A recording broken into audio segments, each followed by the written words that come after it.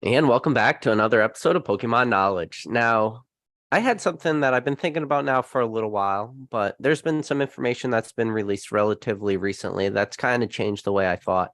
And it's a conversation of, are we in this weird like calming period potentially before the Pokemon storm? Or maybe is it something else? And the reason why I say that is because right now, I'm looking at what I'm doing in this hobby, what are my plays? Like, what are my thought processes, stuff like that. And for right now, I have been pulling back a little bit. And, a couple things are happening right now because I was thinking, like, what do I want to do in 2023? How do my plays want to be? And right now, I'm kind of like just pulling back a little bit because I just want to see how the market plays out.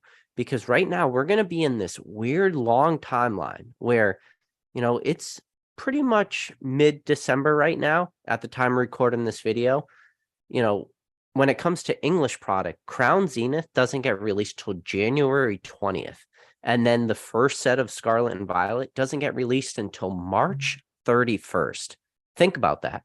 Think about that. March 31st. That is a long time in this hobby. And we're running into this weird timeline too, where I'm not going to say like Japanese product was really sleeping on anyone because I don't like the way that sounds. It comes off as if like it was a secret or something, but Japanese product is definitely getting way more eyes on it. And listen, I'll tell you before anybody else, I'm an English collector through and through, but I also am not going to sit here and lie to anybody and say that I don't recognize, trends in the market. There's a very clear trend in the market when it comes to Japanese product. And anybody that tells you different is lying to you at this point. And listen, I'm English through and through, and that's not something I want to get into, but I recognize when the markets change a little bit. And one of the things that we realize, especially with V-Star Universe, is that demand. And we run into this issue too, where there's somebody put this question in the chat, and it was a good question a few videos back asking, do people end up getting more or less burned out on these English products before they're even released? Because now they've experienced it so much with the Japanese release, whether they picked up one of the booster boxes themselves or they went real crazy, picked up a case of 20 of them, which that's probably like an outlier, or have they just been containing or consuming a ton of content, whether it's, your Pokerevs or your Leonharts or Cool Trainer Ryans or whoever's opening up this, new product, are they just consuming so much of that pack opening experience that by the time the English version comes out, which, yes, sadly, the English version is usually pretty watered down by the time we get it, but are they more or less burned out from these sets? So it brings up this weird timeline when January 20th comes out, what Crown Zenith looks like, at least what the demand looks like. And we've already seen now, like you could get your pre-orders at Pokemon Center. So if you really want those, you could go that route. Pre-order prices, we've already seen like as low as $35 for these Crown Zenith ETBs. And the sad thing is Crown Zenith is a good set. It's probably going to be a super in-demand set, but I'm just curious to see like how much demand it is. And then after that, the first set of Scarlet and Violet comes out on March 31st. So so March 31st might as well let's just call it April, right? Because it's literally the end of March. It's the last day. So you're talking 3.5 months of more or less like stagnant market. So for me, and then I just thought about, what am I doing? Well, my most recent purchases that I did, at least from booster boxes, and if you guys are not new to this channel, I've talked about it before, but if you are new, for anybody out there, I always like to, at a bare minimum, pick up one booster box for myself. And ever since I had my child, one of the things I've been doing is getting him one booster box of every single release that comes out. No, I'm not picking up like one booster box, one ETB, all in, auxiliary products. No, I'm just picking up one booster box. I'm not even picking up specialty products. So like a Crown Zenith ETB, I'm not even picking it up for his collection. But one of the things I've been doing is picking up that. So all I did with Silver Tempest is picked up 2 booster boxes, one for my personal collection and then one for his booster box collection. And my price point, and this is going to really put it into perspective for you. My price point for Silver Tempest was $100 a booster box. So that's $200 total, and that's including fees and shipping, but $100 per booster box. I looked right before the time of recording this video. I was curious what the lowest price on eBay was, and it was 102. So I always like to pick up my product at way below market price. At, I really shoot for that $90-$95 mark. But for this product, I didn't. And the reason why I didn't do that is, one, I'm not making heavy positions in Silver Tempest. Not that I think it's a bad set. I'm just not doing it. I'm kind of just sitting back a little bit. But more importantly, I'm not really sure where Silver Tempest is going to fall when it comes to reprints, stuff like that. So I just decided to pick up my 2 at a bare minimum. And normally at my bare minimum, I just said I like to pick up 1 for my personal, but really I like to at least pick up 1 for my personal, 1 to flip, and then maybe 1 to move down the road. And I didn't do that. So this is like kind of a first for me, at least a first in relative speaking, like in the very recent history of this hobby. So it's kind of put me in a weird position where I'm like, okay, if I only really picked up, might as well just call it 1 booster box for my PC, because that other one's going to my son.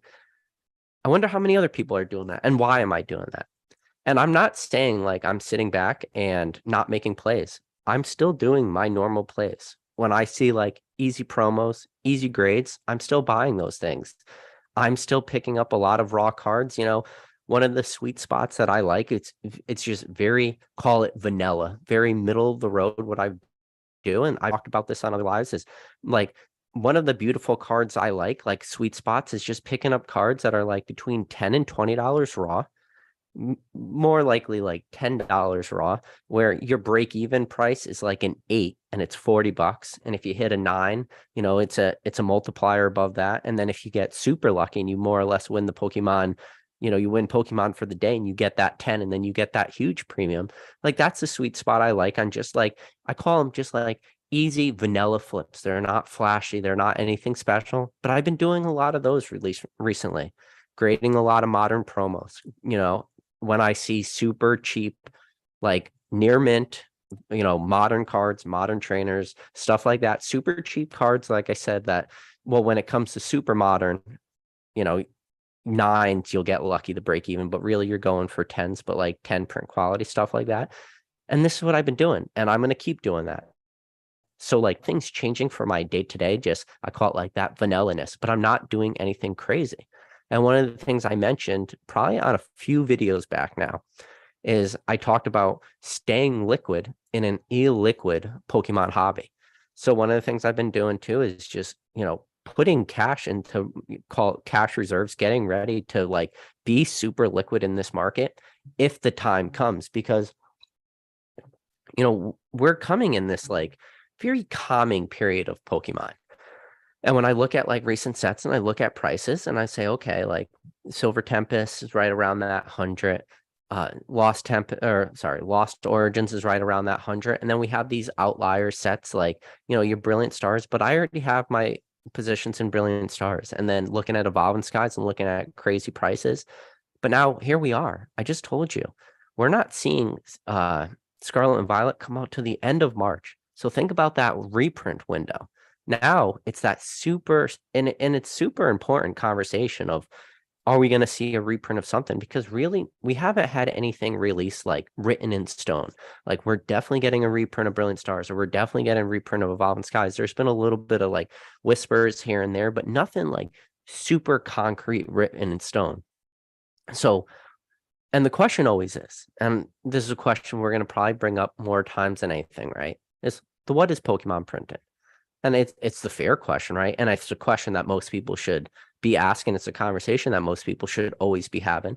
So the question is, right now, is Pokemon just printing the crap out of Crown Zenith, which I think there's like a high likelihood of that. So if that happens, and then we have all this trickle down effect from that Japanese market, and people not be even, and I hate to say this, being a little bit burned out on, V-Star Universe, because by the time we get our first wave of Crown Zenith in January 20th of 2003, we're already going to potentially see 2 to maybe 3 waves of V-Star Universe, because we've already saw that first wave. We're probably going to see that second wave rolling out, end of this month, and then potentially that third wave mid-January.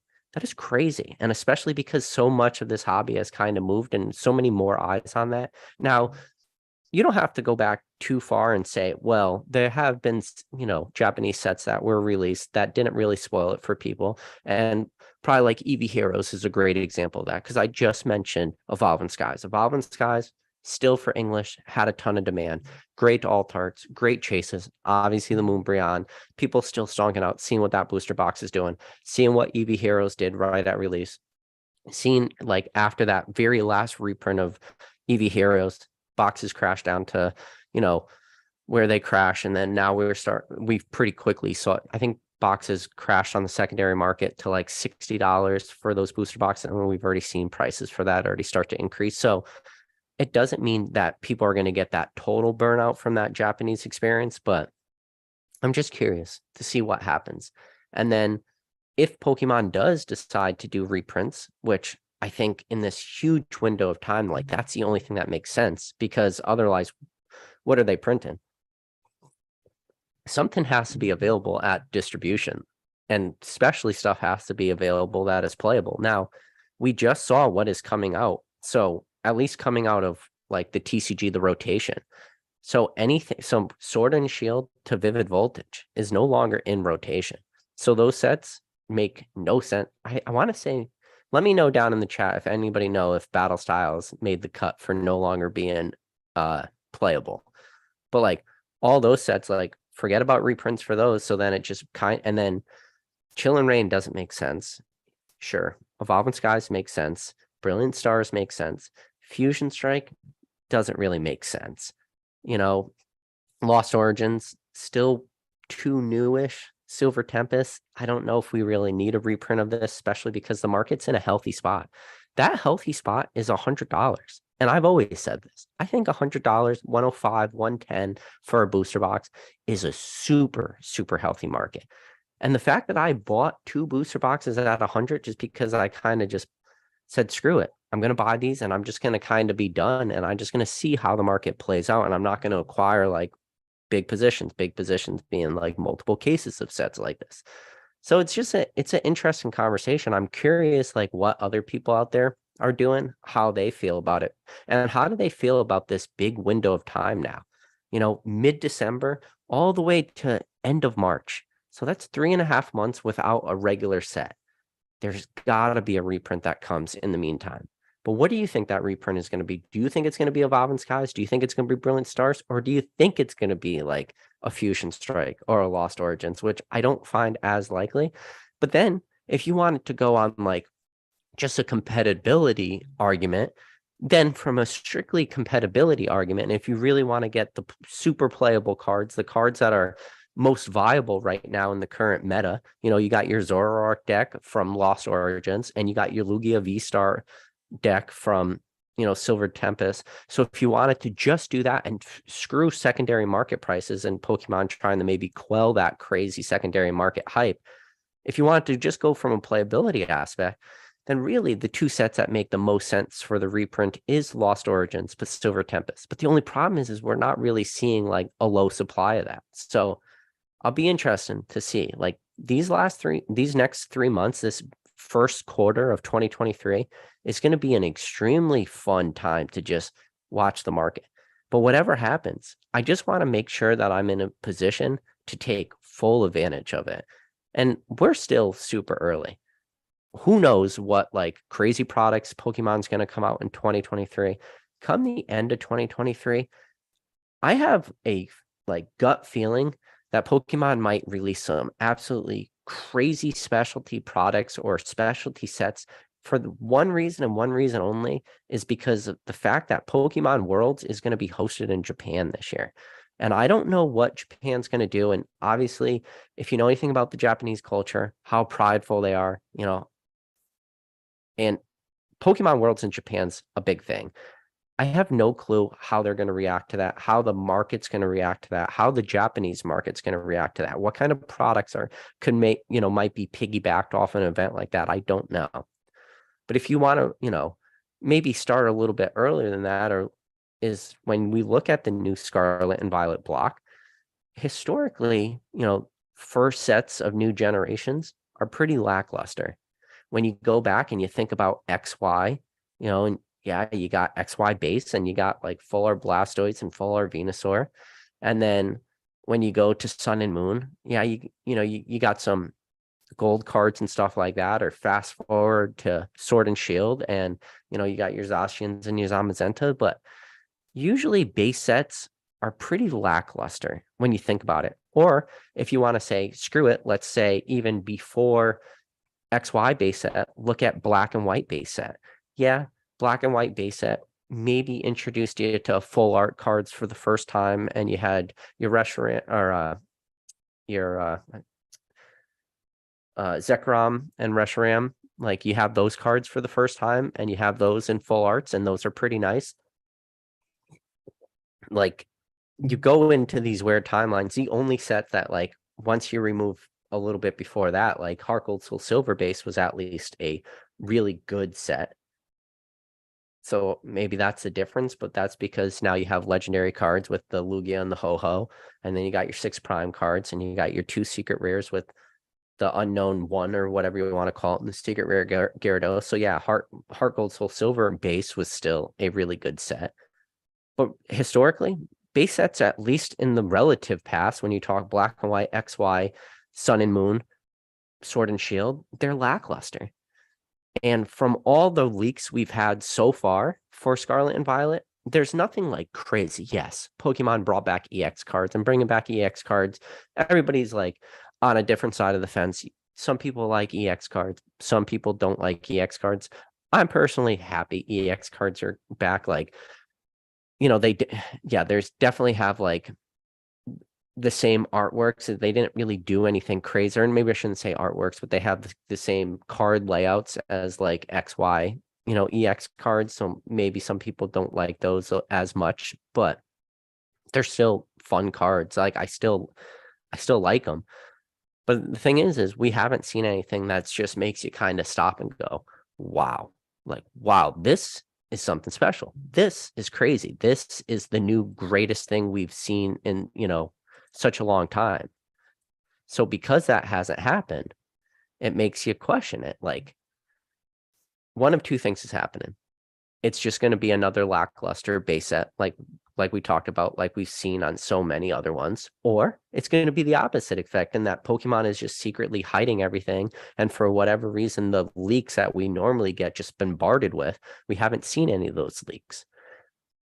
But if that's the case, the first part where it is a lackluster set, it's going to be an interesting time, because now you're going to go from mid-December, where we are at the time recording this video, January, with Crown Zenith, which may or may not flop, and especially may or may not be super overprinted. And I would lean towards it being overprinted just because of the fact that we've now seen Scarlet and Violet push back to the end of March. We can see, like, when you think about a specialty set and you think about overprinting and you think about something as recently as, like, we just rewind a little bit before celebrations and think about like Shining Fates. And okay, Shining Fates right at release, super high demand, crazy FOMO, super expensive prices. But it didn't take very long for Shining Fates to just get printed to the absolute ground. And in fact, when you look at something like Shining Fates, the market is still trying to recover from that overprinting of Shining Fates. And if you don't believe me, you can go to GameStop.com right now, and you could probably pick up a booster box of Shining Fates for $49.95 or whatever the MSRP for a product like that. So if Crown Zenith gets a super oversupply at the beginning, a lack of demand, and then we get this real lackluster set at the very early base set of Scarlet and Violet, it'll be interesting to see how the market handles it, how the market performs, and then what are reprints looking like in the meantime. So that's all I'm telling you. Right now, I just have too many questions. It's not that I'm bearish or anything. I'm still super bullish, but I just want to be in a position that I could play this market perfectly, because I don't know exactly how this market's going to behave.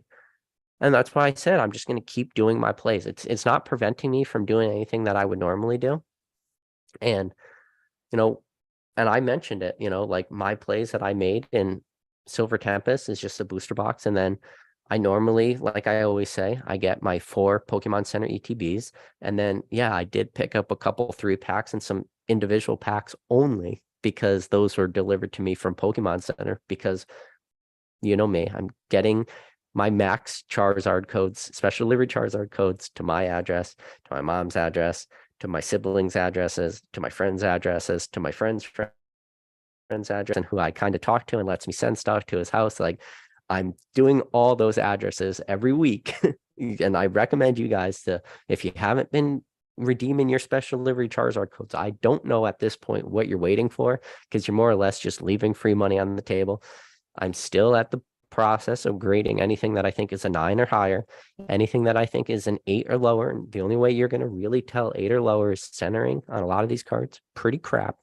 So for pretty crappy Charizard special delivery centering, those are probably going to be your best play. Just selling those raw. Let somebody pick them up to you from between $30 and $45 for that sealed promo. And just keep rinsing and repeat that. Just don't let that one slip by you. That's like the only advice I could give you right now in this market with just everything that's going on. That is a product that is a free card. I guess it's $5. And I've talked about it on every single live, and I'll keep talking about it on every single live. But no, it's interesting. I'm curious how the next couple months play out. And I'm just going to kind of be sitting back a little bit and just watching the market, just doing my plays. But one of the things I'm also doing is I'm trying to build positions in a lot of stuff. Build positions because if the market does have, like a little bit of a hype period or some kind of influx, I want to be ready. So I'm still doing that. I'm just slowly acquiring, and especially with bulk grading at PSA. Bulk grading at PSA is right now just such a beautiful thing. I'll put this into perspective for you. I have one of my submissions that I sent to PSA. It was received on November 30th. So November 30th is like 15 days ago. Yes, it was a bulk submission. I sent the bulk at $18. Trust me, the cards that I sent are even worth it to send at $18. I know December 1st, PSA made their holiday special, and then bulk prices went back down to $15 starting December 1st. I did reach out to PSA. I did talk to their customer service reps. I got super lucky. I was 4th in the queue. I have never in my entire time calling PSA, even though I call right, when they open, I was 4th in line. That is, I've never been that early. So I got super lucky. I talked to the representative, and they wouldn't grandfather me into the December 1st $15 rate, which kind of sucks, but it is what it is. But anyways, that November 30th to today, my submissions already in stage 6. So that's like QA1. Do you know how crazy fast that is? That is 2 weeks that I have a bulk submission at PSA in QA1. And if you guys are familiar, QA1, it goes relatively quick. Relative being subjective, but I find it extremely, I find it to be at the rate these cards are being graded at, the rate that PSA is flipping cards.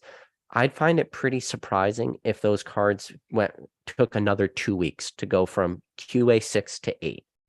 I think it's going to happen pretty quick. I would not be shocked if I get those cards, at least my grades back within the next week or 2 weeks. I will not find that like amazing. So to put that into perspective for you, that is bulk turnaround times at PSA in 2022 at less than a month. That changes everything too. That just makes a lot of my plays so much easier. The turning and burning, yeah.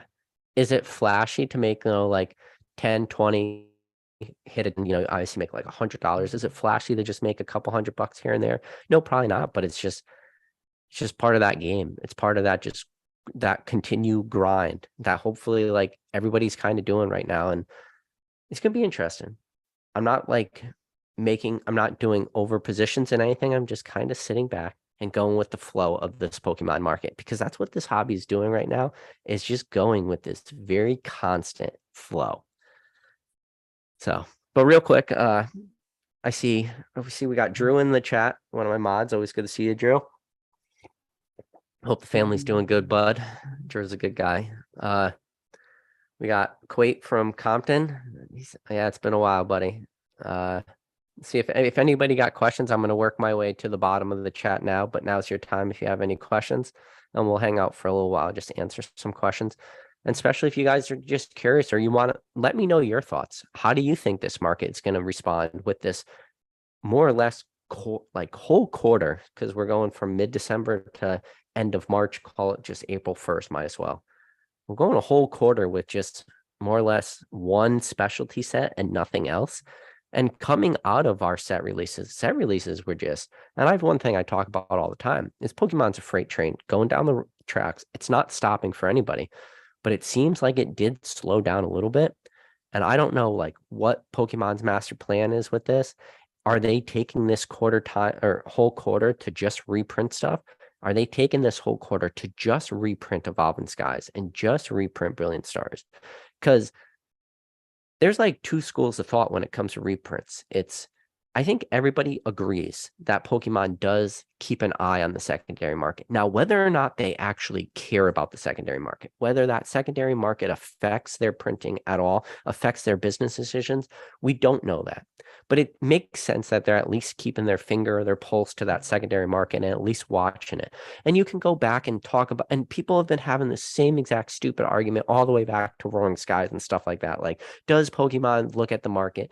Do they see like booster boxes that are crazy? Do they decide to make these plays? And it's a conversation people are going to have in the circle forever. And people are going to tell you, no, they don't do that. People are going to say, yes, of course they do that. And it doesn't matter. But anyways, assuming all that, like if Pokemon's keeping their finger on the market a little bit, like, and they leave themselves a whole quarter to just reprint stuff, we can see huge dumps. I can only speculate, and I'm sure you could only speculate, and everybody in this chat, everybody watching this video after the fact, we could only speculate, like, what does a full-on print, from Pokemon look like if you're given them months to print stuff? Because really, when you look at it, even if they weren't reprinting stuff, that gives you from January to March to print one set, to print Scarlet and Violet. That scares me to think of what 3 months of Pokemon's full printing capabilities looks like for a 3-month timeline. We've seen Pokemon like rant up printers for a month and crush stuff. But a 3-month timeline, if in that scary thought they were just printing Scarlet and Violet, that would make me really scary. That would make me really want to like sit back and watch the market from the outside and just go, oh my God, just get ready for the craziest dump of product we've ever seen. If Pokemon could, you think about it, we've seen the numbers. We've seen how many billions of cards Pokemon was able to print in like a very short amount of time, especially with like the whole economic world crisis that we were going on, the pandemic, all that stuff, and printers shutting down and all this. And we still saw their ability to print that many cards. So it's just interesting. I'm so interested on what Pokemon could be printing. But Angelo said, probably giving people's wallets a break from buying Pokemon, plus gives them time to do reprints, especially with the new rotation. So, Angelo brings up an interesting thought too, because if it gives people time, to take a break with their wallets, because maybe some people are just getting that financial burnout. But one of the things we have to keep in mind is that Pokemon has publicly said, like, we are increasing MSRP, and we've talked about it. Booster pack prices for like a single pack blister is going from $3.99 to $4.49. So let's just call it that's a 50-cent price increase from a $4 pack. That's substantial. 50 cents is a lot. So it doesn't cost Pokemon that much money to print cards, obviously. And they're talking about they're going to add a third holo, and we've speculated now what that can be. Is that third holo just going to be, holo energy cards, or is it going to be very similar to like opening a, specialty set from Japan, where now you're going to get multiple holos in the same pack? And what is that third holo going to look like? Stuff like that. Are we going to see trainer gallery cards in every single set from now on? Whatever. Well, I think once we see it, we'll know what that third holo really looks like. But does MSRP increases, does that take effect with reprints though? Or are they using this like timeline, this 3-month gap, where they don't have to increase MSRP for Sword and Shield products? Does the MSRP increase go only from Scarlet and Violet and beyond? And if that's the case, and you only see MSRP price increase from Scarlet and Violet and on, Pokemon could be making a super conscious decision that's, hey, because we're raising MSRP from all sets Scarlet and Violet to the future, our only window of time to reprint everything else is going to be in this 3-month timeline. So if that's the case, before MSRP, increases kick in, and they're saying this is it, because once we're done, we're never going back, because at that point, MSRP will now have to increase in the prices. And then maybe they're like, keeping it the secondary market in mind, or like, if you, let's say you reprint Lost Origins or even Silver Tempest, and you reprint it, and now you reprinted at the MSRP price increase. Everybody who you're selling that to at the greater MSRP price, people that should be getting the benefits of low prices, people that have distributor agreements, people that have storefronts, stuff like that, they would now have to be inadvertently competing with all other LGSs, all other collectors, all other people with distribution who now got all that product before the MSRP price increase. So they would already kind of be behind the ball on that. You would have a lot of people already started acquiring their positions, stuff like this, all that trickle down effect that a MSRP price increase could have on a Sword and Shield era product. So I'm sure the chat's probably saying a lot of this stuff right now, but so Chris O'Donnell said the MSRP price increase next year is a bigger deal than people think. That combined with new Pokemon Scarlet and Violet could be risky turns of hype of prices. Yeah, it'll be interesting. I think there's just to ignore MSRP price increases, and we've already talked about this. One of the things that is one of the most detrimental things in this hobby, it's both a good thing and both a bad thing, is price memory. But now you're going to have so many people with price memory of what a booster box should sell at. And yes, I will say that should sell at is $100. But now with MSRP price increases, people are going to start to have that price memory. And that's just recent times too. So that would be interesting as well. And trust me, price memory in this hobby at a time can be relatively detrimental to your overall well-being, because you find yourself remembering what things did cost, and sometimes it could be really hard to get over that. So Erica Rich said, what's the best site to get Japanese? Probably your best sites is Japanese Pokemon Center, maybe, or Amazon Japan. Probably those two websites are your best. Get yourself a Tenzo account, Erica. Tenzo account, all that is just a Japanese mailing address. You can start picking up products, especially lottery products like that. We don't really have lottery products in North America right now, I would say. And this is even a super stretch to say this. The closest thing to a lottery product we have was the special delivery Bidoof, but even that is whoa, pump the brakes a little bit about calling the special delivery Bidoof a lottery promo, because all that was Pokemon being super subjective with who they sent emails out, asked you if you wanted that card. If you wanted that card, then they provided you with a special delivery Bidoof code, but then some people didn't even get that email in the first place and all that stuff. But really, probably just talk about what the Japanese lottery system is when the Japanese market puts out a product that's in super high demand, that's what they do. They put you into a lottery, and if your name is chosen in that lottery, you have the ability to pre-order that product.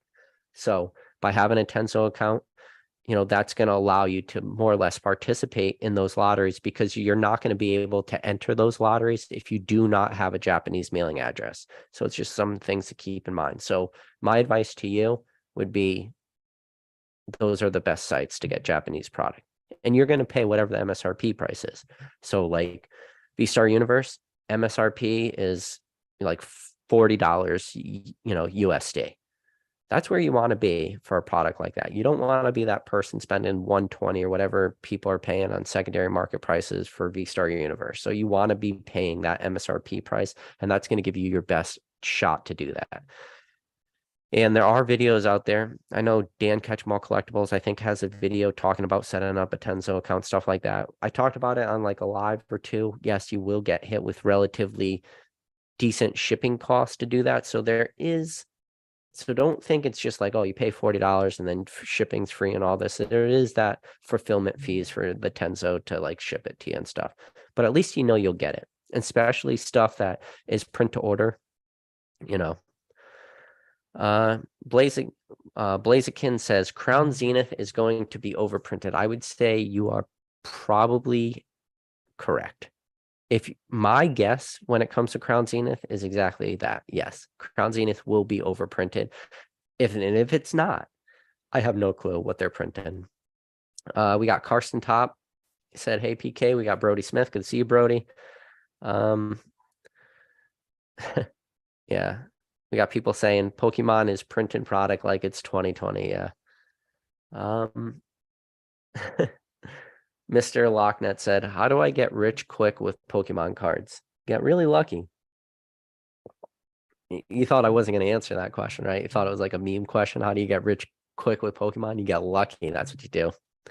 You're refreshing eBay every day. You're just doing newly listed, refresh, and you just do that like a freaking maniac until you eventually just Pokemon refresh, newest listed, refresh, newly listed, and then eventually that one card comes up that somebody was, selling their kid's childhood binder, and you just pick it up for like way below market price, and you cannibalize that purchase down, and you grade all those cards, and you get super lucky. That's how you do it. But it ain't easy. If it was easy, everybody would be doing it. Even though a lot of people have done it in the past, it's way harder now. I almost feel like there's like bots out there. But yeah, you didn't think I was going to answer that because that's a meme question. But I'll answer it because that's the only way you're going to do it right now. Or you do the Rudy way and you just buy 3,000 booster boxes of Chill and Rain at, whatever, 70, $75, whatever he picked it up at. But I don't even know if you can move. That's a good question. That would be like a good live we could have in the future, is just talk about the logistics of trying to push 3,000 boxes of, like an out of print set into the market. Perfect example, like we brought this up like relatively recently. And I think it was Mason from Cardinal Gaming pointed this out. Rebel Clash on TCG Player. I don't know if it was in the month of November or the month of September, but I want to say it was in the month of November. Rebel Clash, all booster boxes combined on TCG Player were 20 booster boxes sold. So that's like less than one booster box per day sold on TCG Player was less than 20. So I don't know what the effect of pushing like 3,000 booster boxes of a not crazy in demand product would have on the overall market. This is the thing about Pokemon too. Pokemon is super speculative, but easily manipulated too. And anybody that tells you Pokemon market is not easily manipulated, that's the person that you probably like. That person's losing a lot of money in this hobby if he doesn't realize how manipulated this market is. But that's one of the things too.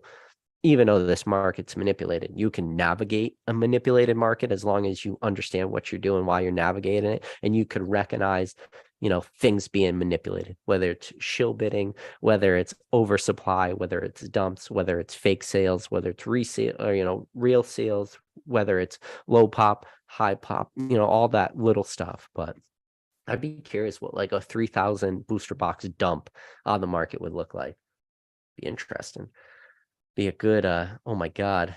That's where you could see like prices stagnate for a long time, especially like a set like Rebel Clash, where the entire months you could sell 20 of those on a one of the biggest selling platforms being TCG Player.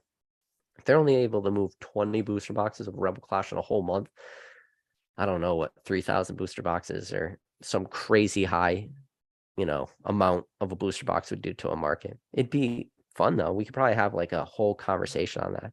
It'd be interesting to bring on somebody like Mason, somebody that really deals with sealed product like that, deals with those different people, and just saying like, what would 3,000 booster boxes do to a not highly in demand sealed product? I don't know. I probably crushed the market, probably crush it for a long time. I don't know. But see, that's different.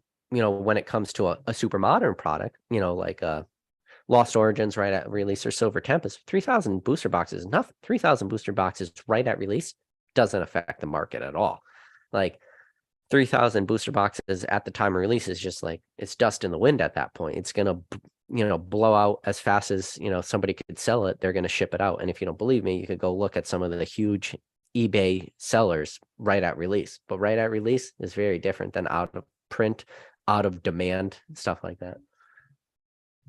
And again, not that Rudy said he had 3,000 boxes of Rebel Clash. He said he had 3,000 boxes of Chill and Rain. But either way, semantics at that point. Brody Smith said, I sent my first PSA sub from Australia on the 24th of November, and it's already at grading stage as of yesterday. Thanks for the advice, PK. Dude, Brody, congrats, man. Brody, reach out to me on Instagram when you get your grades back. I'm very curious what you graded, bud, and how you do. But yeah, your first submission to PSA is always the most fun. And it's fun too when you get that first PSA 10. It's an exciting one too, and you'll probably keep that PSA 10 in your collection forever. And if you don't keep it in your collection forever, you'll at least always remember it. And if you don't always remember it, you always wish you still have that card back, that you could still have your first PSA. It's not about your first card you ever grade at PSA. It's about that first 10. It's got this weird, it hits different. It's a weird feeling. Pokebondo said, last year around this time. Oh, wait a second. Oh, hold on. Hey, but we got I see. So real quick, PokeSurge sent out the super chat. Appreciate you, PokeSurge. He said, PK, what's up, bro? Not much, PokeSurge. Good to see you in the chat, man. I haven't seen you stop by very often, but good to see you here. Sorry. So Pokebondo said, last year around this time was a mass amount of sets were being reprinted. Yeah, he's right. When you think about this time last year, it was that golden time, that reprint window of Battle Styles, Fusion Strike, Chill and Rain, and then Evolving Skies. And that was when Evolving Skies hit $95 a booster box. And if I could find it, would make a good community post. I have a screenshot in my phone of when I bought Evolving Skies of $95. And it's not every day I take screenshots of prices on eBay, because it was one of those very few times it's like, this might be undervalued, or we might be in this weird special timeline. So the fact that I have a screenshot of $95 booster boxes of Evolving Skies on eBay means it was special. And I always talk about this too, is one of the best things you could do in the Pokemon market, one of the best things you could do in the hobby is just sometimes be able to like pull yourself back a little bit and just realize when something special is going on, or realize you're part of something special, or the hobby is doing something special. Like if you're able to pull yourself out and just kind of, even if you're actively engaged in it, but just pull out and look at it and just being like, okay, something special is happening. And I think that's what we gotta constantly do. We gotta constantly do this, just checks and balances of recognizing the market. Real quick. All right. So B, I hope I'm saying your name right. B Sinanza said Battle Styles makes the cut. It's regulation mark E. All right, I appreciate that. Yeah, because I said I wasn't sure which sets were being cut. So yeah, Battle Styles is out of rotation too. So that goes Sword and Shield, Rebel Clash, Darkness Blaze, Vivid Voltage, and now Battle Styles. All those not getting reprinted. Definitely no reason at this point. And I'm willing to go on a limb and say that maybe I'll get like, that won't be true, but I'm going to go out on a limb and say that those sets are not getting reprinted, because none of those sets make sense to be reprinted. We've already seen our last reprints of, Darkness Blaze, booster boxes, ETBs, Vivid Voltage, booster boxes, ETBs, and then Battle Styles never, well, we saw that massive third wave dump, which we just talked about, but yeah. So Pokebondo said, see short Danny Phantom made about the secret rare neat ball spiking in price. Oh, I'm curious. Is it let me know down in the chat what ability does the neat ball have? I'm not sure off the top of my head, but I'm curious if it just became super playable overnight. So what did it like spike up, a couple bucks? What's a neat ball go for? Like $3, $4, $5 if the market goes crazy? yeah, let me know. Oh man. And you guys do live streams, you'll find like for some reason the chat just wants to jump to the bottom on you. And when that happens, it's very hard to find your spot again. Let's see. We got Dylan Smith. Said, good to see you, Dylan. Good to see John Doe in the chat too. Dylan Smith said, PK, you think Scarlet and Violet will crash and burn as a set, or do you think it will do well with the new card formats? Saw lots of people on E4 saying they're done after Sword and Shield. I'm not done. I don't know if it's going to crash and burn. I just don't know if it's going to be a lackluster set or not. If it's going to be like what I mentioned earlier in this live, it's going to be like every single other base set. But maybe Pokemon's hiding something. Maybe there's going to be like a secret rare subset, some alternative RVs, some crazy cards that we don't even know about, you know? I was going to do a quote from the movie Old School, but about you don't even know. But I'm going to skip that quote. But it could be like that quote if you know the quote from Old School when he's in the psychiatrist talking about maybe it's something you don't even know. Maybe it's something you never even heard of. That went over some people's heads, went right into some other people's heads. So people are saying Crown Zenith will be Hidden Fates of 2024 boom. That's maybe. Like I said, I'm going to be very happy to kind of sit on the sidelines and just watch Crown Zenith. And this is a funny thing too, is I haven't been opening a ton of product, but Crown Zenith is definitely something that I just want to open like one ETB of, or maybe not one ETB of, just some packs, whether it's specialty box or whatever. Obviously it's Crown Zenith specialty set. There's not booster box. I'm not going to open a booster box, but I'm definitely interested in just opening some packs. I want to experience Crown Zenith because I think it's a good set, but I just want to see how the overall market handles Crown Zenith because of that potential V-Star Universe burnout. And it might not happen. If there is no V-Star Universe burnout at all, and people are not kind of already sick of the set that hasn't even been released yet, again, because it's getting released on January 20th, if that doesn't happen, then that's going to be super positive for this hobby too. Let's see. John Doe said, I should already know, but is Scarlet and Violet continuing alt arts? I'm sure it is. It's just we haven't really seen what they're going to be yet. Yeah, people are saying nothing other than EX is shown so far. Yeah, so John Doe said, Sword and Shield set a high bar with alt arts. He bought heavy into Sword and Shield 25th, figuring they'll continue the alt arts to bring up on sets or stop the alt arts will make Sword and Shield more sought after, in my opinion.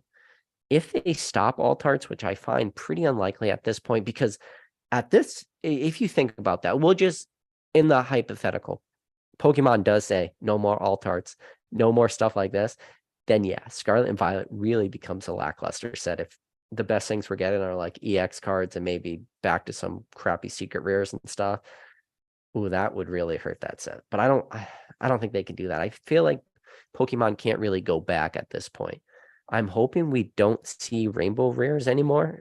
I'm hoping like rainbow rares are just a thing of the past. I know people are on the fence. Some people like them. Some people hate them. Some people are indifferent. I'm kind of indifferent. There's definitely a couple rainbow rare, secret rare cards that I like, but for the most part, I could pass. Meh. Let's see. Pikachu said, PK, can we agree that you make plays, not do plays? I make plays, not do plays. Okay. So is Pikachu saying I should use the phrase I make plays and not do plays? Okay. I don't know the difference, but I could say make plays if that makes you feel better. Let's see.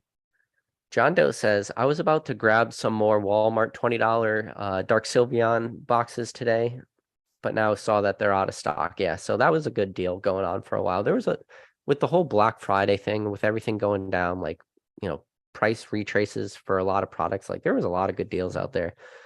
I and the Mad Dabbler said, PK, I'm sending in my sub tomorrow or Thursday. That's sweet, bud. Good luck. Godspeed. Let's see. Yeah, Johnny Bongo. I think he it probably has the same thought process I have right now. His comment says, go with the flow, no stress, and pull the trigger when the deal is right. And I think that's kind of what I want to do right now, is just go with the flow. And there's very few times that I look at the market and I'm kind of confused at where the market's going to go. And that's what I think this kind of live boils down to it. And I just think that the market is kind of like, what is it? Like a road, the road less traveled, stuff like that. Like two roads diverge in the woods kind of stuff. Like, where are we? You're kind of just standing there. Like, where's this hobby going to go? Is it going to be a crazy first quarter? Is it going to be a super slow first quarter? And I just don't know, but I'm dying to watch it. So, Gunnar on Ice says, I think we're going to be pretty calm until the set that has shining alt arts, probably midway through Scarlet Violet 2024. Yeah, I mean, 2024 is going to be a long year. So what those sets are going to look like, what Scarlet and Violet as a entire block's going to look like, it's still way too early to tell. Mason Berry says the MSRP increase is going to be a big glass of cold water on the modern market. He might be right. We already seeing how price sensitive the current market is. It's definitely super price sensitive. And the reason I say that is because you can look at recent sold, listings, especially when it comes to sealed product, stuff like that. Because when you talk about MSRP, obviously you're talking about sealed product. Yeah, there'll definitely probably be a trickle effect to raw cards, but I'm not sure. I don't know if the hobby as a whole is going to now value, like, I guess they're not Vs anymore, but EX cards and stuff like that. Are they going to now value that card, a couple percentage dollar, a couple percentages more now because the MSRP price has increased? I don't know. I don't know if the market will value the raw cards the same as they're valuing the more expensive sealed product. I don't think that happens. So yeah, that could be a big glass of cold water thrown on the market. But also when you look at sold listings, like I was about to say, is when you look at recent solds, it's always just whatever the cheapest product on the market was. The more expensive stuff, a lot of people price themselves out of the market by selling stuff. You always see that one seller, that one listing where his prices are just so out of touch, out of whack, or it's just the same way. It just pisses me off all the time. The same way you see like, oh, this card looks interesting, but then it's an auction and the auction starts at the highest buy it now price on the entire market. And it's like, does this ever work for people? Do people ever sell cards this way? That's kind of a little mini rant in the middle of that. So yeah, people are saying Walmart and Target have already been charging the higher MSRP. Yeah, that's been going on now for a little bit, but I'm not buying my product at Walmart or Target anymore. Yeah, during like the height, during, when it was impossible to get product, 2021, and Walmart and Target were kind of your only options at that point. Yeah, people were picking up product from there. But in the historics of this hobby, your Walmarts, your Targets are not your best places to pick up products.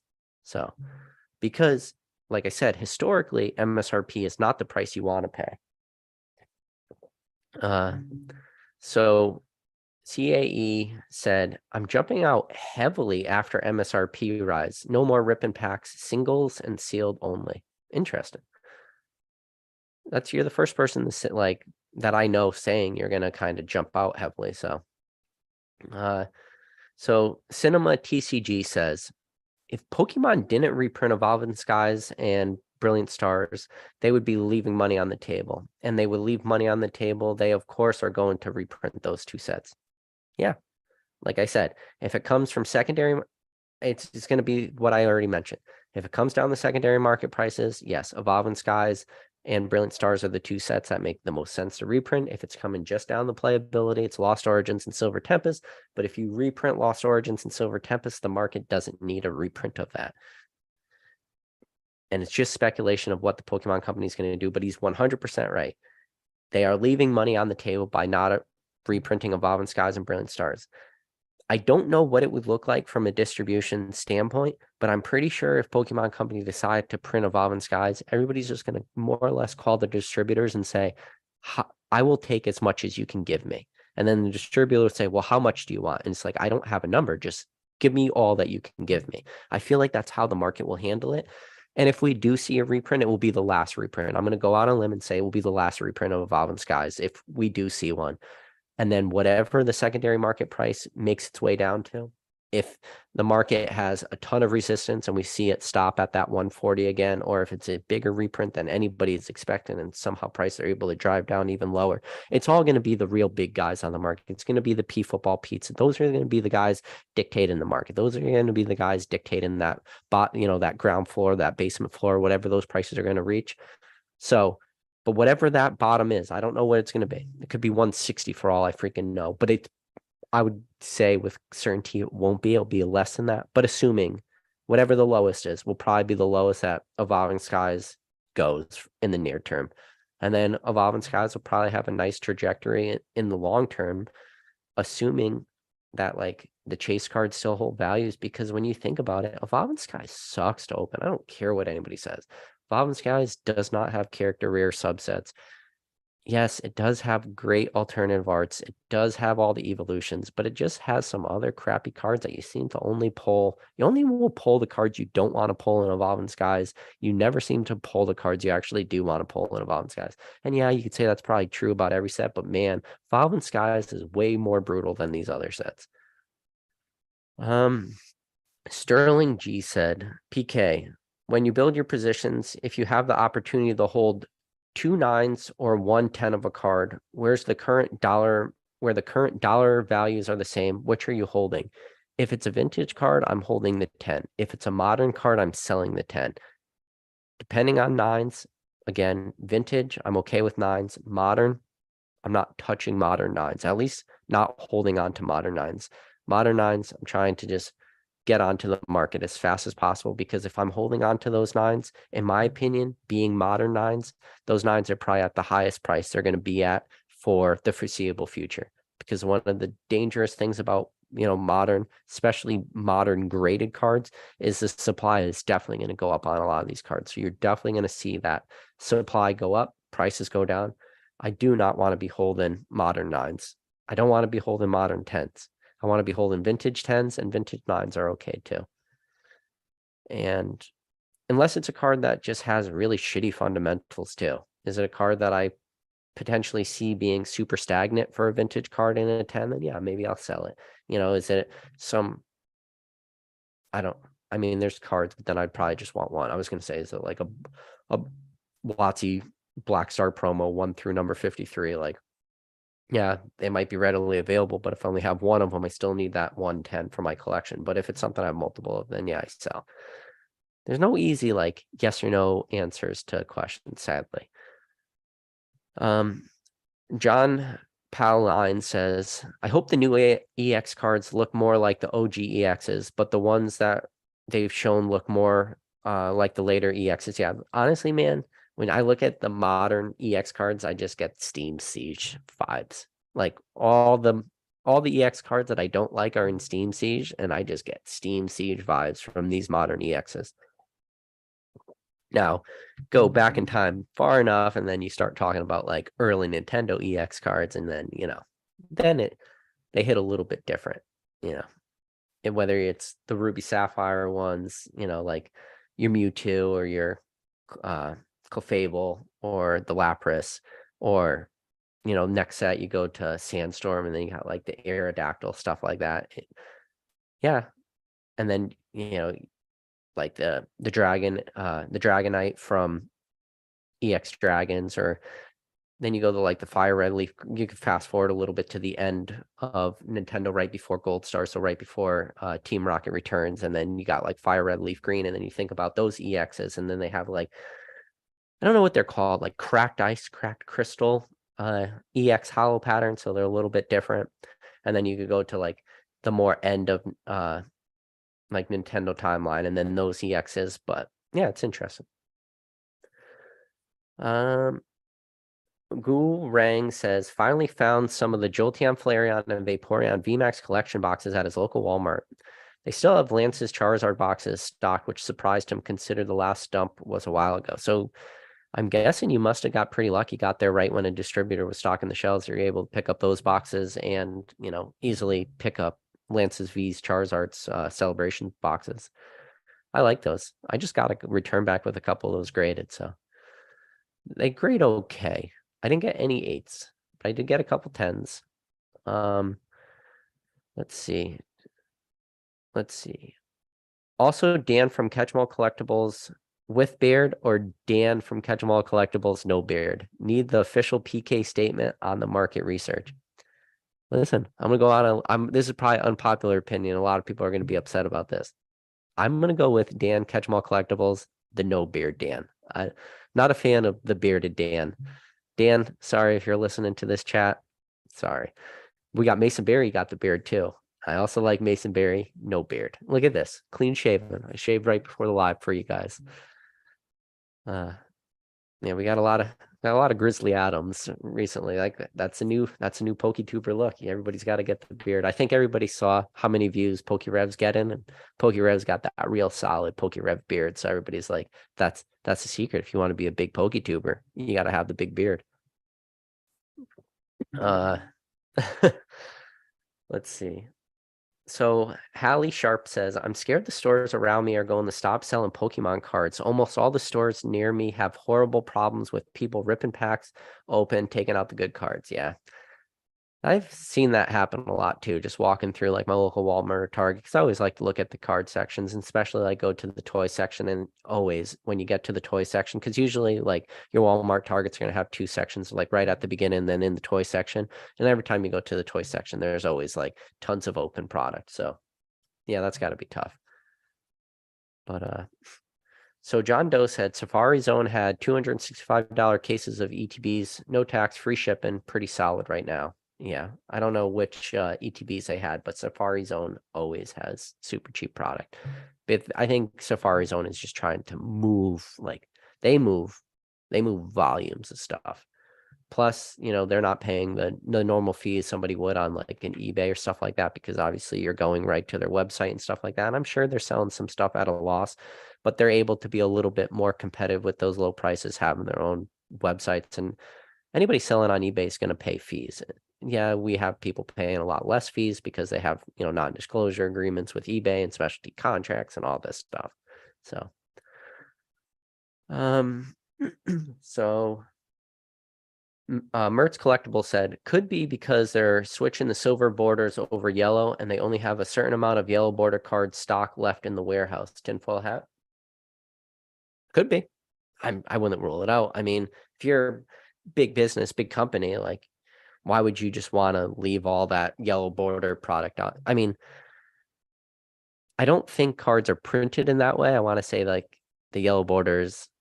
No, that doesn't make sense. I pull that back. That doesn't make sense. Like the yellow borders are printed on the card, so I don't think there's like yellow border stock or anything. It's just a white stock card. So I retraced that once I started thinking that through. Sorry, Mertz, I don't agree with that. Yeah, so Jade Rabbit says he believes the change from yellow to gray borders will have an impact on the market long term. Maybe we'll hold future specialty sets / reprints as yellow borders, etc. in the future. This is the thing. I think a lot of people have a conversation like, oh, do you like yellow borders? Do you not like yellow borders? I was indifferent. Like, I never hated yellow borders. And I understand that those probably like a lot of the complaints people got because, they looking at the Japanese card quality. I think what happens is people see silver borders for Japanese cards and they automatically like just associate that with better print quality. And that's not really the case. Just because they have silver borders doesn't change I think that's the problem. I think people see silver borders, they just think better print quality. And I don't think people are going to be very happy when they finally do get their silver borders in English and that silver border doesn't translate into better print quality. And I think that's going to be something that it's going to probably take a few people in this hobby like a little time to get over. Like, this doesn't make sense. Silver borders, but yet I still get the same English shitty print quality. So yes, English gets some pretty shitty print quality. Sorry. Benito says, higher quality cards, more demand, higher MSRP, more value for secondary market. I don't know if they're going to be higher quality cards though. Maybe. Let's see.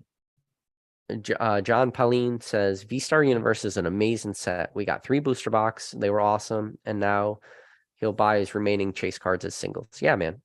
Then that's the way I always recommend it to people. Like, if you want to open product, like, I'm not going to ever sit here and tell anybody to like not open product, because opening product's fun. Just don't open product trying the complete master sets. Don't be PokeRev opening 76 booster boxes of a set and never pulling the one alternative Art V card that you need and just going more or less crazy. Like, don't be that guy. He can do that. He can open product and make it worth it for him, but like, don't be that person. But yeah, if you want to open 1 booster box, or in your case, you open 3, so open up 30 packs. That's fine. Like, we can't lose sight of what this hobby is. This hobby should be fun. Opening packs is part of this hobby. Like, experience the cards is a hobby. Like, we can't get too obsessed with the investability of Pokemon and keeping everything as a sealed product play, because if you do that, you start to become like jaded as a whole in the entire hobby. So let's see.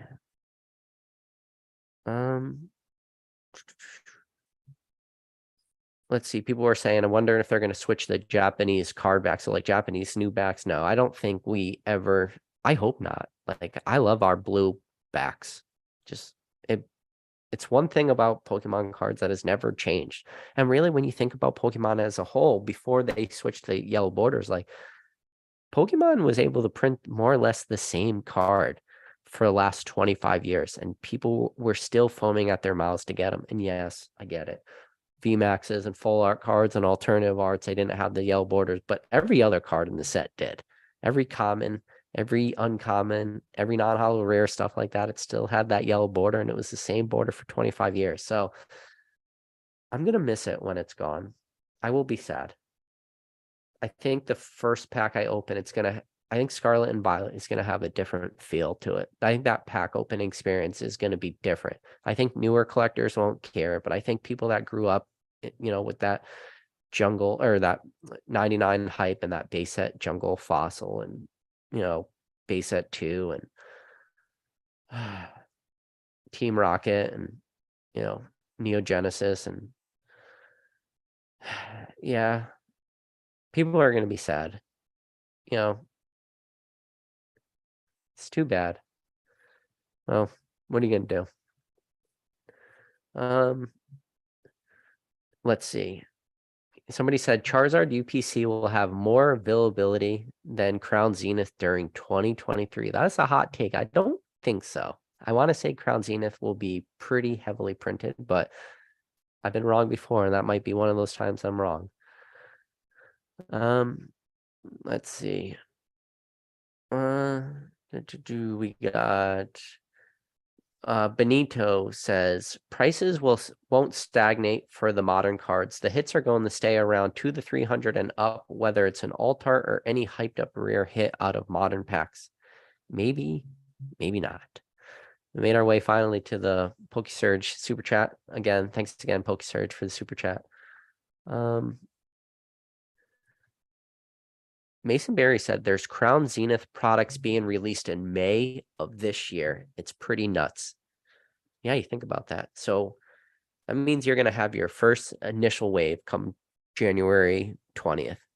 And then January, February, March, April, May. 4 months later, 3 months later, you're going to have a whole nother supply of a bunch more Crown Zenith products coming out. We might be overwhelmed with Crown Zenith. There's definitely a chance. I wouldn't rule it out of all things possible that people are pretty sick of Crown Zenith in a little while. Pokebondo said, I'm curious to see how easy it is for people to complete master sets of Crown Zenith. I think that will play a role in the post-release demand. Yeah, I'm always curious, like, how many people out there are master set collectors. I always feel that maybe master set collectors are not as big of a subsection as a hobby as maybe some people think. And I think like the big sets definitely hurt that, going back to like, we're not going to go back too far. I'm just going to go back to Cosmic Eclipse, even completing like master sets of Cosmic Eclipse. And that's not long ago. Cosmic Eclipse is the last set of Sun and Moon. So Cosmic Eclipse was it was a fun set to open, but like to try to complete that master set, I think Cosmic Eclipse is like 232 cards in the base set. not great. Like it wasn't fun to open. Like, no, it's fun. No, I'm gonna take that back. Cosmic Eclipse fucking goat set. Cosmic Eclipse was a fun master set to complete. It was fun to open packs, but like you couldn't do it. I should say that. I'm gonna rephrase it. Cosmic Eclipse is the first modern set that really just said you can't complete this if you want to. It's gonna be really hard. It's gonna take a lot of money to do it. Oh no, I jumped to the bottom again. Sorry guys. I don't know why it does this. I'm gonna keep scrolling. Pokebondo says Evolving Skies sucks to open. I'm damn near over 400 packs from all the items I've opened, and I haven't pulled a card worth more than $25. Shake his head. Yeah, Pokebondo's you might now actually be an outlier at 400 packs to not be able to pull one good card, but yeah, that's pretty brutal, man. Sorry to hear that. John Doe says EV Heroes more bought to open, but people love the chase and will keep gambling. Why people will always buy lotto tickets and hope for the chase. There'll never come a day where people won't be opening Pokemon cards, at least in this hobby. I think people will just always love that chase. Dougie Fresh says, PK, why can't Pokemon make products in the same size? 3 UPCs, all different size, 4 different ETB sizes. Doesn't it seem cost ineffective? Yeah, it does sound cost ineffective to keep making different size products. And yeah, I saw that when you say the 3 UPCs recently, yeah, you're talking Celebrations UPC, the Charizard UPC, and then the Arceus UPC from GameStop, the Arceus being the smallest. When I got my 3 Arceus UPCs from GameStop, it felt like I don't smoke cigarettes, but it was like holding a cigarette carton. Like that's how skinny that freaking thing was. And then yeah, I think you have a lot of those people out there. They like their acrylic cases for ETBs and like their acrylic cases for the UPCs and stuff like that. I think there's a lot of people out there who are just frustrated because, they aren't crazy sealed product collectors, but they like to just put one of these different products in acrylic cases. And then every acrylic case also needed to be like specially made. So that was probably frustrating for a lot of people too. Let's see. Owlman says, I'm interested to see the composition of Crown Zeniths, and some of the ARs from V-Star Universe are promos in the English set. Yeah, I mean, it's definitely not going to be as strong as a set as V-Star Universe either. At least it's going to have a lot less cards in it, which might also hurt Crown Zenith too, which is such a sad thing to say because all in all, Crown Zenith is going to be an absolute banger set.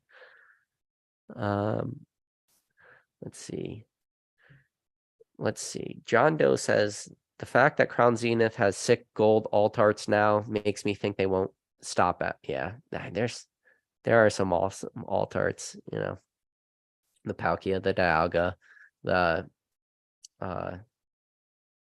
Garantina at the bottom, and then and then obviously the Arceus in the center of the card. Yeah, they're beautiful. Yeah, especially being origin forms too, like depending on where you fall, like origin forms being even better. Swag Daddy said he's lying, he's building Steam Siege positions. Yeah, right. So John Bongo said XY and Steam Siege vibes coming in with Gen 9. Meh. Yeah, it's not good when you get Steam Siege vibes. So Shadowless Pokemon Dimes asked a question. He says, is it just his local Walmart, or have other people noticed that all card locations have been empty for a month or so? So I have noticed one Walmart that I stop at pretty recently, or pretty often, has been pretty dry of supply, but I've seen a lot of photos of other people's Walmarts, and that's definitely not something all the way across.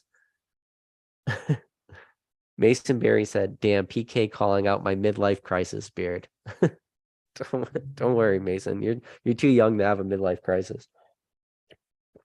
With modern medicine, I always say this, with modern medicine, people can easily live to be 100.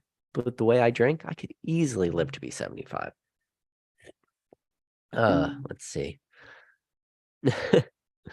John Doe says the beard in the winter keeps the cheeks warm. Let's see. People. Okay. Owlman says at PK, now that grading is more accessible, how important do you think the next 6 months to a year will be for filling pop reports for low pop, diamond and pearl, heart gold, soul silver, XY promos, etc.?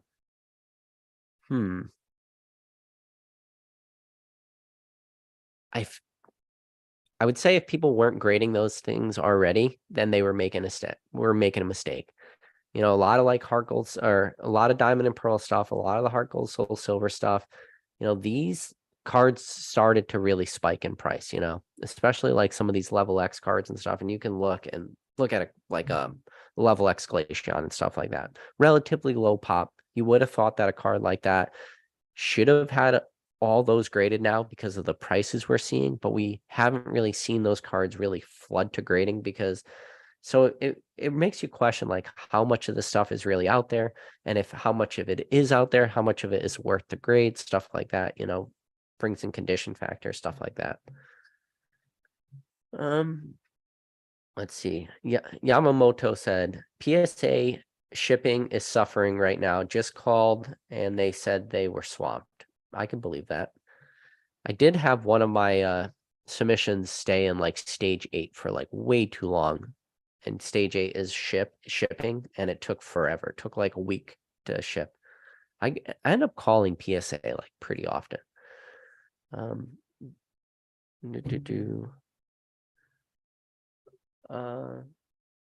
Yeah, so Johnny Bongo said the only people grading in the future are those who hit 9s and 10s consistently and have discipline. Yeah. That's one thing about grading. If you guys want to be successful with grading too, I guess we don't talk about enough, is just be consistent. And yeah, and he's right.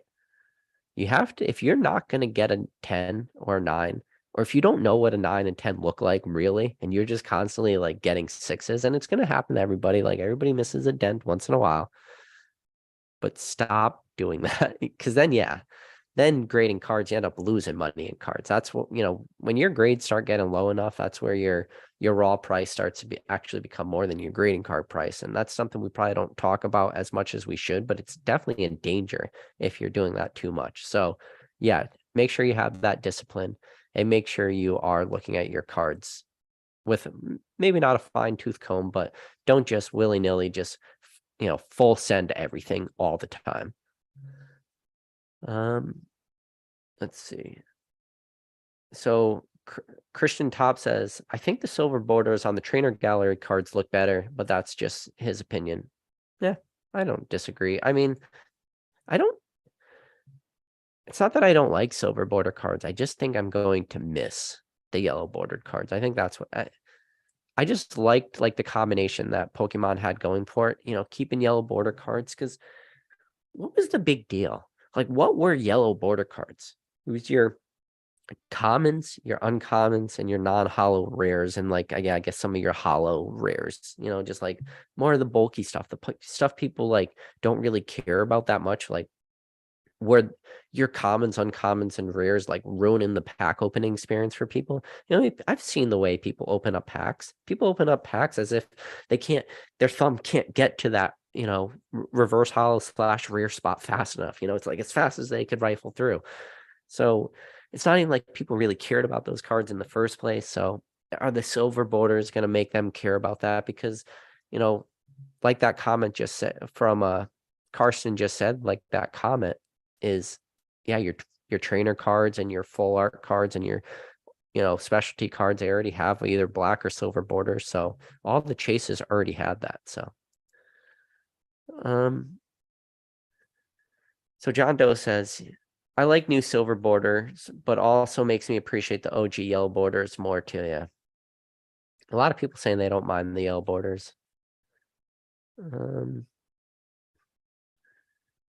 I see Chugs is in the chat. Always good to see you. So Yamamoto said, honor and pride are very prevalent in Japanese culture. Yeah, definitely.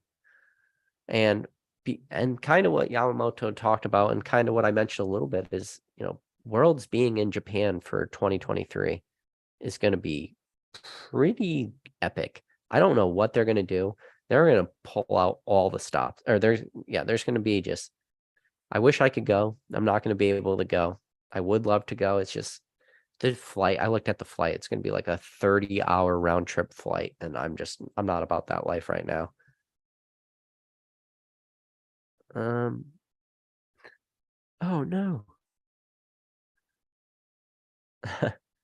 Chug says, damn, PK is 10 days in the past on this chat. Sorry. I'm trying. Yamamoto said Cosmic Eclipse is $600 a box. It's funny, Cosmic Eclipse, when I started my channel, Cosmic Eclipse was the first set I really talked about on my channel. And there's like a couple videos where I talk about Cosmic Eclipse almost as if I had Tourette's, because that's all I could say. Cosmic Eclipse, Cosmic Eclipse. And I was talking about buying Cosmic Eclipse at 150. And when I was making those videos, a lot of people were telling me I was crazy saying the buy them at 150, that Cosmic Eclipse is getting a reprint. So that was one of those very few things on my chat or on my channel that aged extremely well, to say buy Cosmic Eclipse at 150. And that was actually, like I said, that was a high price because it was definitely in the reprint window at the time. It just happened that Cosmic Eclipse never got a reprint. So I probably would have did better if I told everybody to get Team Up opposed to Cosmic Eclipse, but I just like Cosmic Eclipse better because it was the set I opened the most of, at least from a modern set standpoint. Because I love the trainer gallery cards. I thought it just was a game changer. And I love the Reds Pikachu. It was just, when that card hit, nostalgia, times a million for me. So Shadowless Pokemon Dime says Silver Tempest has been busted for him. 8 alt arts and 400 packs, 3 Lugias. Oh wow. You did awesome, man. You got 8 alt arts and 400 packs. That's super impressive. Good for you, man. Yamamoto said chasing the Rainbow Chunkachu caused him to go to therapy, and then Chillin' Pain too. Yeah, Chillin' Pain was a tough one. Chillin' Pain, Valve Cries. A lot of, on paper, these look like fun sets. They look like great sets to open. You see the set list, you get your little ETB, you open it up, you go to the set and you look at all the cards and you're like, oh, look at all these awesome cards. This is going to be a fun set to open. And then it slowly breaks you down mentally, pack by pack. Yeah. John Doe says he's just kidding, but PSA loves the poor quality card stocks, keeps a premium for the 10s. I wonder how many people carry the grade cards in Japan since everything already looks mint.